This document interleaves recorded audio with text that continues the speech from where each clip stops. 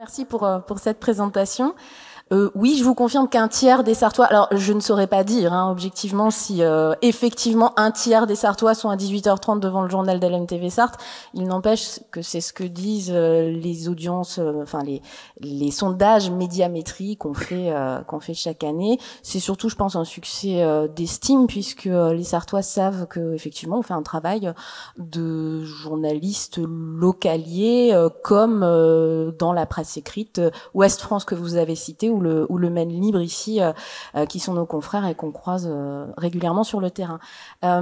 Merci au Carrefour de la Pensée de nous avoir invités, d'avoir pensé au Club de la Presse du Maine, qui existe depuis 2009, une association constituée exclusivement de journalistes ici, dans la Sarthe. C'est important à souligner parce que beaucoup de clubs de la presse mélangent communicants, journalistes. Nous, c'est un parti pris, c'est pas qu'on n'aime pas les communicants, c'est juste qu'on pense qu'on fait pas les mêmes métiers et qu'on n'a pas forcément les moyens d'organiser d'énormes événements. Donc on a choisi effectivement de travailler sur ces sujets de journalistes et d'information, que ce soit au local ou à l'international.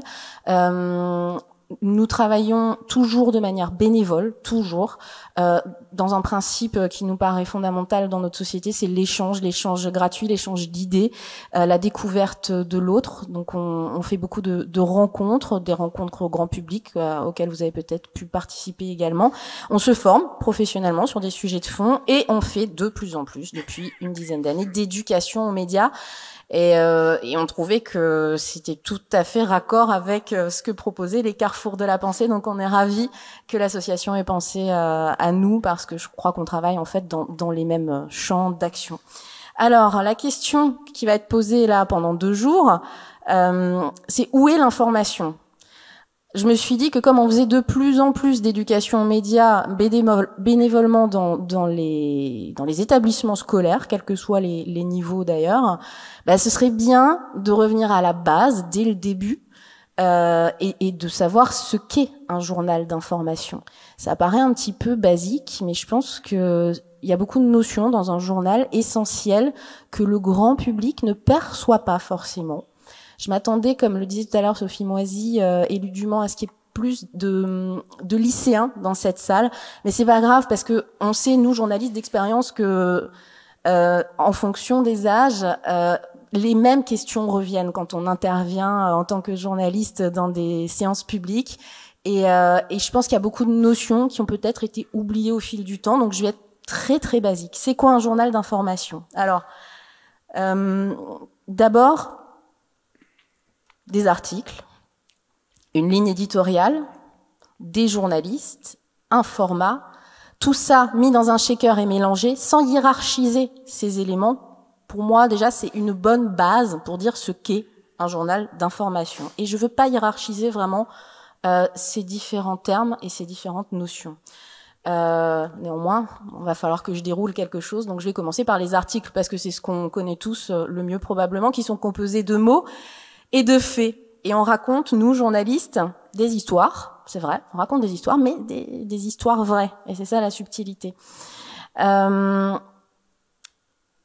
Comprendre et ne pas juger, ça c'est une première notion, et c'est de Simenon, c'est pas moi qui l'ai dit. Et Nicolas Boileau, poète du XVIIe siècle, parce qu'il est toujours bon de partir des poètes, de ce qu'ont dit les poètes en général, ça fait du bien. Dans l'art poétique, au XVIIe, il dit « Ce que l'on conçoit bien s'énonce clairement, et les mots, pour le dire, arrivent aisément. » Il faut travailler suffisamment les sujets, le sujet sur lequel on travaille, le comprendre le mieux possible, le plus honnêtement possible pour l'énoncer au mieux et bien choisir les mots parce que les mots ont un sens. Pour moi, c'est quelque chose de fondamental, que l'on soit en télévision locale, que l'on soit en radio, que l'on soit en presse écrite, que l'on soit en presse magazine, peu importe. Nous, journalistes, travaillons avec les mots. C'est notre matière première, comme la farine, le boulanger, et il est important de bien les traiter. Ça, c'est une première chose, et je pense que la majorité des journalistes sont attachés à cette notion de mots. Donc les mots véhiculent des idées, On doit dire le vrai, la déontologie oblige le journaliste à être précis dans le choix des mots et dans la retranscription de l'information. Alors, le petit PowerPoint là que je vous diffuse, c'est quelque chose qui peut être diffusé aussi dans les lycées et bénévolement. S'il y a des profs sartois dans la salle, vous pouvez contacter le Club de la Presse par le biais de notre boîte mail que je vous donnerai si vous le souhaitez. Vous pourrez venir me voir. Parce que c'est vrai que c'est des choses qu'on peut faire toute l'année, on est appelé par des enseignants. Alors, je reviens à mon propos. Une ligne éditoriale, c'est quoi? Bon, ma définition personnelle, mais c'est pas que la mienne, c'est vraiment la promesse qui est faite par les journalistes et par le titre à son public. Et donc là, on voit qu'il y a quand même une notion de relation entre le journal, le titre et son public. Vous pouvez également, si vous êtes enseignant, mais pas que, aller sur le site internet du Clémy, qui est vraiment une des ressources d'éducation aux médias affiliée à l'éducation nationale. C'est vraiment le centre de ressources, clémy.fr. Et il y a beaucoup de ces notions qui sont indiquées sur leur site internet, qui est plutôt complet. Alors, la ligne éditoriale, c'est un ensemble de critères de traitement de l'actualité. Et donc ça, c'est source Clémy. Elle comprend le format, la thématique de la publication, le public cible. Donc on en revient à la relation entre le titre et le public. Les valeurs politiques et sociétales défendues par le titre. Ça, c'est important. Il y a plein d'autres notions, mais on peut pas toutes les dire, mais je pense que c'est parmi les plus importantes. Et cette ligne, et ça c'est important aussi, elle est discutée normalement, chaque jour ou chaque semaine, en conférence de rédaction, entre journalistes. C'est quelque chose de dynamique. Elle perdure, mais un petit peu comme des vagues, un peu comme l'océan qui est en mouvement, et il faut qu'il y ait du débat au sein d'une rédaction, parce que sinon c'est un peu triste. Alors il y a l'angle également, ça c'est une question qu'on nous pose énormément quand on fait de l'éducation aux médias.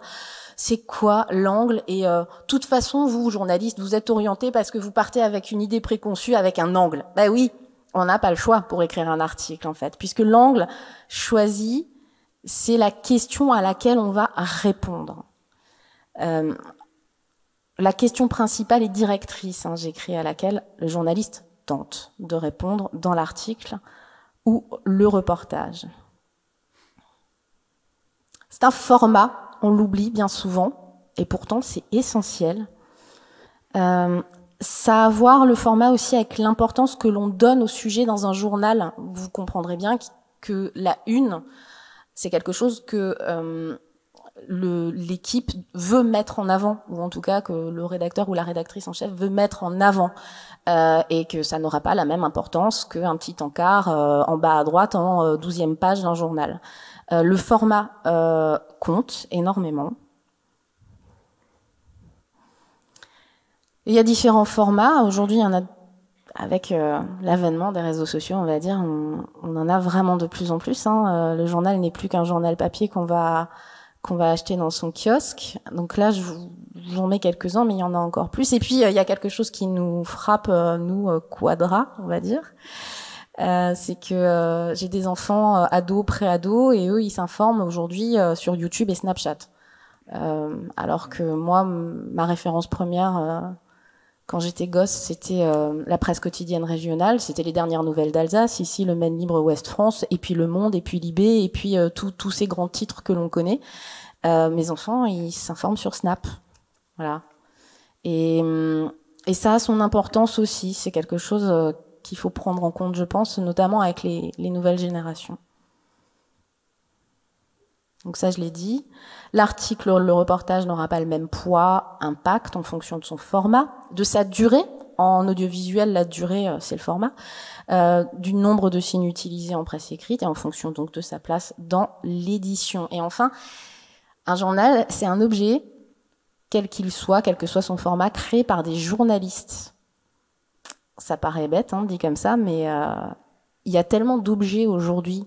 Il y a tellement de formats, il y a tellement de possibilités d'avoir de l'info, de la vraie, de la fausse, que c'est quand même bien de revenir à ce fondamental-là, enfin à ce fondement-là. C'est créé par des journalistes.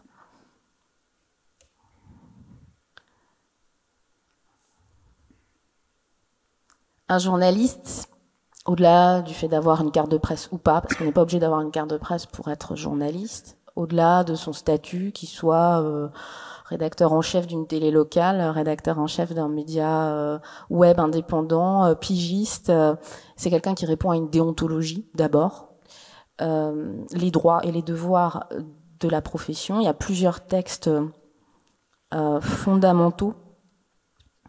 La charte d'éthique professionnelle des journalistes, un texte de 1918, révisé en 1938 et en 2011, qui est vraiment fondatrice de la profession.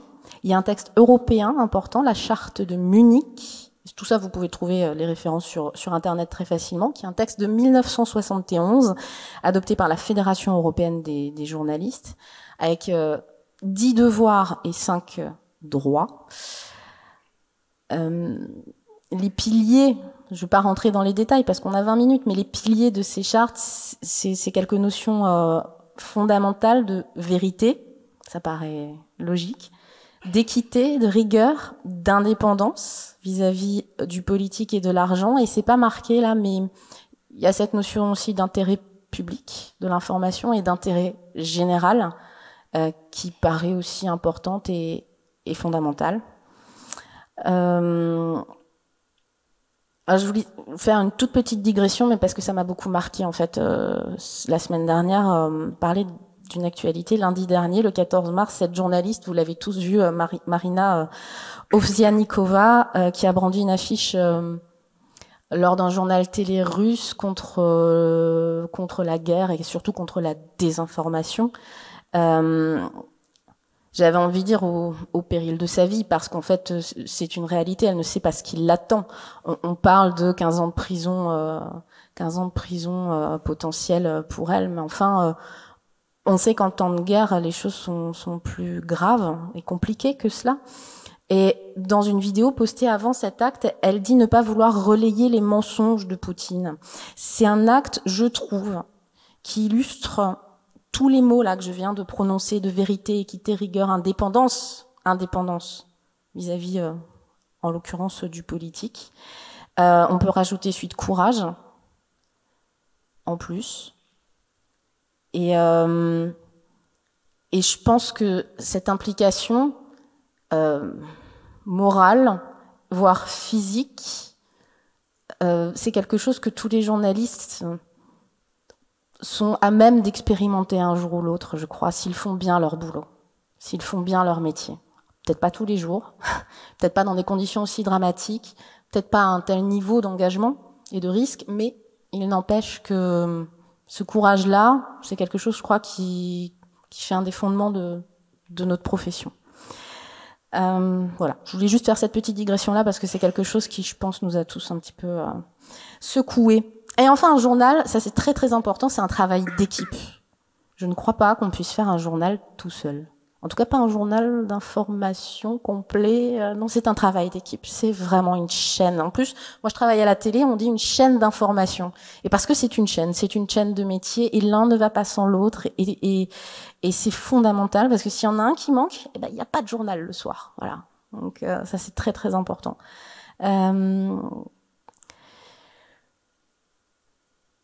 Il y a une question récurrente qu'on nous pose, nous, quand on fait de l'éducation aux médias ou quand on dîne avec des amis, c'est est-ce qu'on peut encore vérifier l'information dans ce monde d'instantanéité? On se pose tous la question.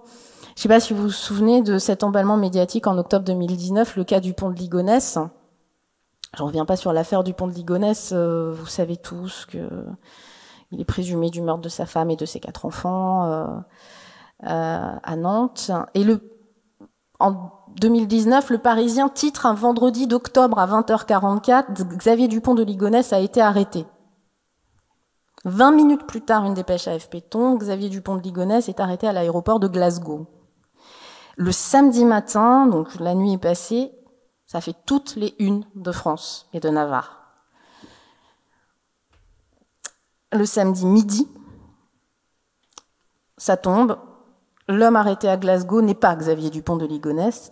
Le test ADN s'est avéré négatif. Et l'AFP déclare plus tard avoir recoupé l'info auprès de 4 sources proches de l'enquête.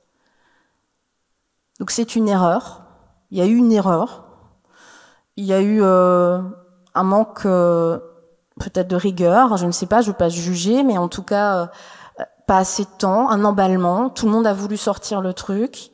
J'ai envie de dire l'erreur est humaine, les journalistes font des erreurs, les titres font des erreurs, mais voilà un cas d'emballement médiatique qui est lié, je pense, en premier lieu à un manque de temps pris pour vérifier l'information. Et où je veux en venir, c'est que vous devez être acteur de votre information. Et j'ai envie de répondre oui à la question « Peut-on encore vérifier l'information ?» et les médias ont-ils les moyens d'assurer l'indépendance? Donc ça, c'est une autre question, mais j'ai envie de répondre oui. Pourquoi? Parce que déjà, j'ai envie de voir le verre à moitié plein. Il faut être positif. Et surtout que même en cas d'erreur, il me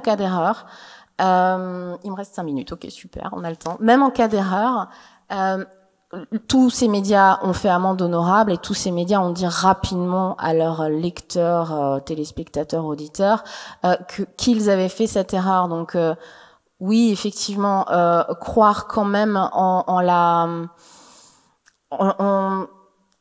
au sentiment finalement que le journaliste va quand même essayer de bien faire son travail, de vous dire quand il s'est trompé, et que le média d'information mainstream finalement ne vous raconte pas de bobards, ou en tout cas s'il y a des imperfections et des erreurs, à vous aussi de prendre votre téléphone et de dire à une rédaction c'est faux, à vous de prendre votre téléphone ou d'aller recouper les informations, à vous d'être acteur de cette information, à vous d'aller voir les médias qui vous paraissent travailler correctement au regard de ces notions que je viens de dénoncer et qui sont finalement assez simples mais qu'on oublie un petit peu parfois dans ce flot énorme de médias qui existent. Et soyez curieux, quoi. Soyez curieux de tout, lisez, regardez, écoutez et confrontez les médias entre eux. Et ce sera tout aussi bien pour tout le monde et pour les médias aussi. Et puis interpellez-les, vraiment, parce que je pense que les médias sont en attente de ça aussi. J'ai une réflexion de poète pour finir, parce que la poésie, encore une fois, je trouve que ça fait du bien. Et que ça nous permet de remettre les choses dans leur axe. Et c'est là souvent qu'on peut trouver des réponses, pas que dans l'info. Donc c'est toujours Nicolas Boileau, XVIIe siècle, qui a ces vers que je trouve assez qui collent bien finalement au métier de journalisme comme à tous les métiers artisanaux, parce que je crois fondamentalement que les journalistes font un métier artisanal. Hâtez-vous lentement et sans perdre courage. 20 fois sur le métier, remettez votre ouvrage. Polissez-le sans cesse et le repolissez. Ajoutez quelquefois et souvent effacez. Merci.